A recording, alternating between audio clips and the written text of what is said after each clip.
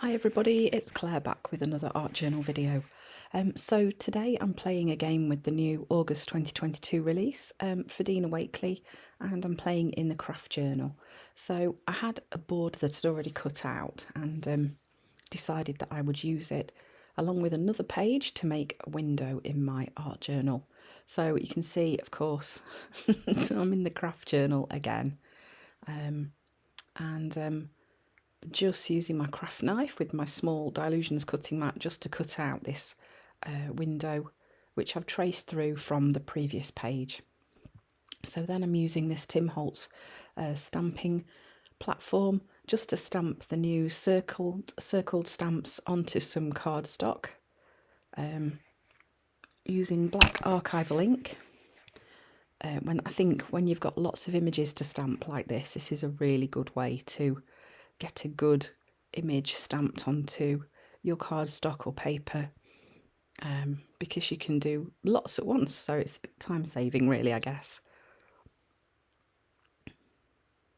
And also, if like me you're not so good at stamping, it's a good way to get a good image too.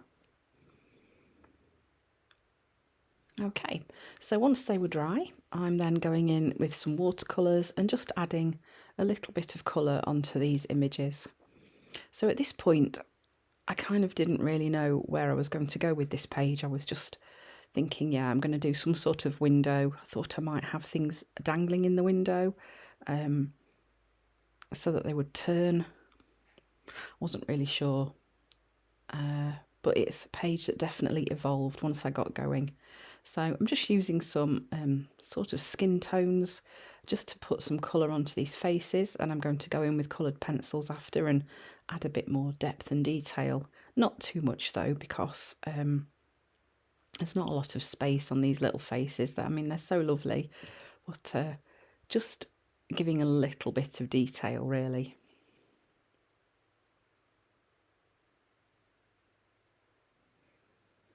And then adding some funky colours to the hair too.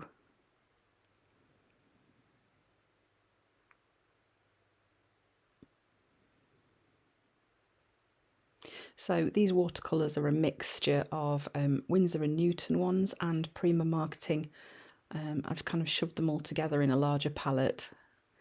I have kept some of the smaller ones though for like if going away and stuff, if I wanted to just take a few colours, I can more easily just take those with me. One of the lovely things about watercolours is here you'll see I've added too much colour. Just go in with a bit of tissue or kitchen roll and you can just blot up the excess paint, so you needn't feel that you've messed it up. Then I'm just adding some colour on the background too.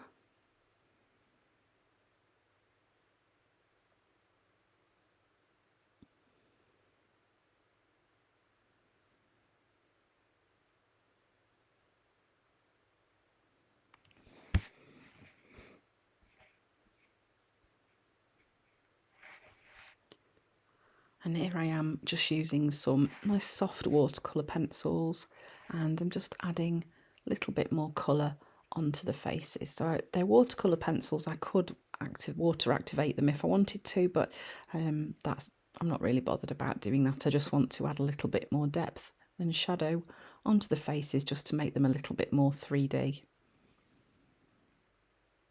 And you'll see I'm not being too bothered about being particularly accurate. I just want to get that colour down and yeah. So then I started thinking, okay, I could put some acetate in the window, and then about maybe having the images so they were back to back.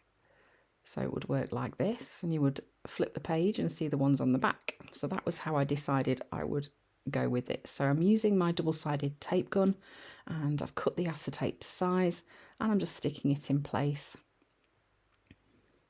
like that. Same on both sides.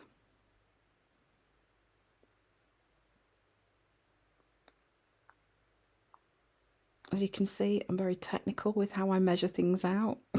I do just tend to eyeball things a lot.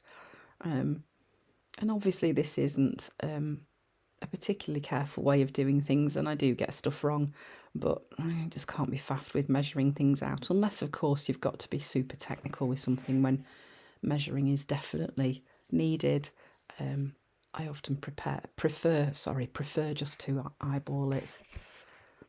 Okay, so then realised that I hadn't painted this border on the back. Should really have done it before I put the acetate in, but it was okay. With a smaller brush, it was easy enough not to get paint all over the window.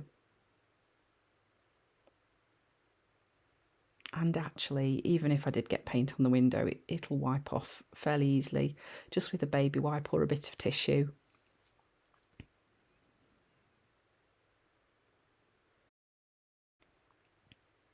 Then I decided I was going to go in and add some stripes on the border. It was almost like once I'd got started adding colour on the other side, it set me thinking, what else can I do with this border just to make it a bit more interesting? So decided some stripes would work quite well. I do end up adding some white lines onto the stripes as well, which then pushes them away back into the background a little bit more. But I do quite like this effect. It creates quite a fun border on the page. And I did the same on the back as well.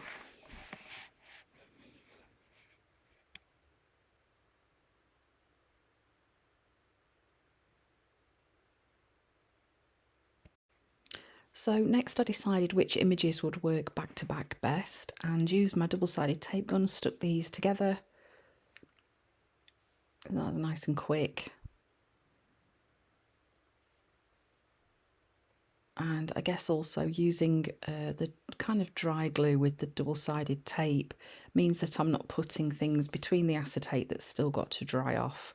And then I noticed that on a couple of them there's a bit of border overhanging, so I decided I would just go around with my Posca pen and give these images a black border, as it kind of helped to hide the overlapping sizes a little bit.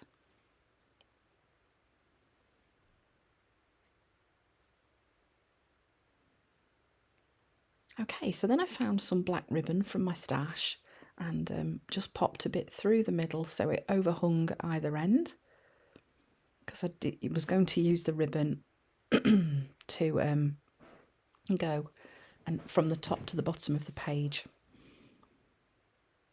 You will see what I mean in a second, like that. Okay. Then I'm using the I Am stamp set and stamping out some of the little phrases from that set onto some printer paper. I just got a bit of this scrap paper here that I've used as an underpaper. I'm just using part of that that's not got marks all over it. And I'm going to add some words to these hanging, I don't know what you'd call these, hanging faces? I don't know.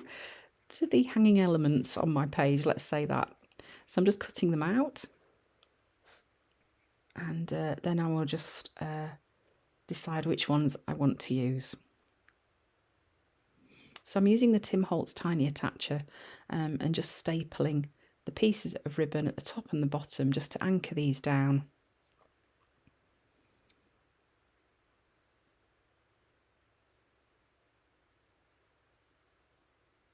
And the page is starting to take shape now. Sometimes I love it how pages just evolve and you start off thinking, yeah, I want to do something like this, but I don't really know how. And then it'll just kind of come together. That's what I tend to find happens. So I've slid one of the phrases underneath and then a bit of glue on top and popping another phrase over the top of it so that the front and the back works when you flip the page. And then I'm going to do the same on the other hanging ribbon element. So slide one underneath, bit of glue on the top. Honestly, these fine tip applicator bottles, it's the way to go with glue in it, especially if you're using like a PVA glue or something like that. It's so easy to use. It's an absolute game changer. And then I just grabbed a bit of the Dina washi tape with the hearts on it, and I've done the same, put a piece underneath and a piece over the top, and I really like how that looks. I think this washi tape with the hearts on is one of my favourites. I'm a bit of a sucker for hearts. So then I've cut the ribbon off at the top and bottom, and I'm just going around the borders again with my double-sided tape gun. I'm going to stick the two pages together like that. And that is the page finished. Apart from adding some more white lines on the border, that's it. So that was lots of fun creating this window page using Dina's new circled stamps. I really liked how it came together in the end. It was quite fun using the acetate as well to create that window effect in the art journal. So I hope you've enjoyed watching me create this fun page. Thanks for watching, and I hope to see you again soon.